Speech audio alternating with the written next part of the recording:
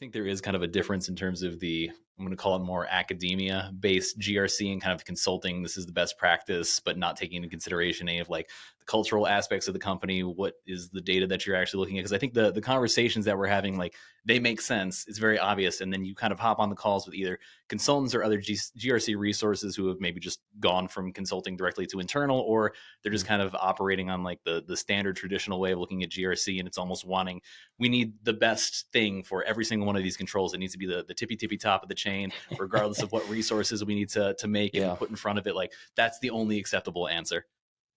Yeah, I mean, there's definitely a massive gap between the theory and the actual implementation. And I think I actually meant to look this up before we talked here, but there's a video of Steve Jobs talking at I think the early 90s, talking at MIT's Sloan School of Business to some class. And he basically said, "Hey, how many of you are going into consulting?" And half the class raised their hand. And he's like, "Well, I feel sorry for you." And he was, and I would encourage anybody to like go out and actually listen to that, because his point was there's a massive difference between going in and saying, as a consultant, and saying, you need to be doing X, Y, Z.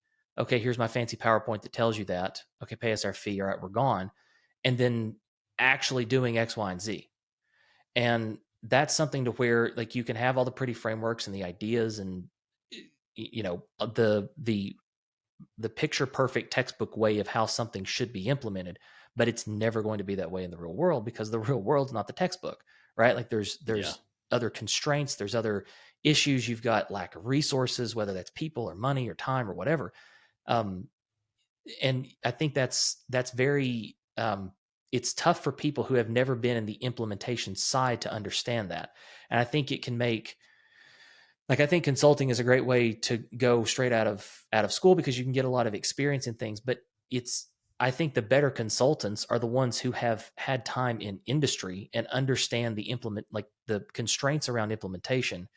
And then that's able to inform how they tell clients to do something, because they now understand it's not just a matter of throwing something on some PowerPoint deck and being done with it, right? There's actual other considerations that go into implementing this thing. And there's trade-offs. Like, there's never a perfect way. You're always you can have this perfect model, but then you're not going to be able to implement 100% of that. So I think especially for younger people, just straight out of school, who've never had any experience, or any experience implementing, they know the textbook way, and that's good. But it also is maybe less than half the story. Like, knowing what to do and doing it are two completely different things.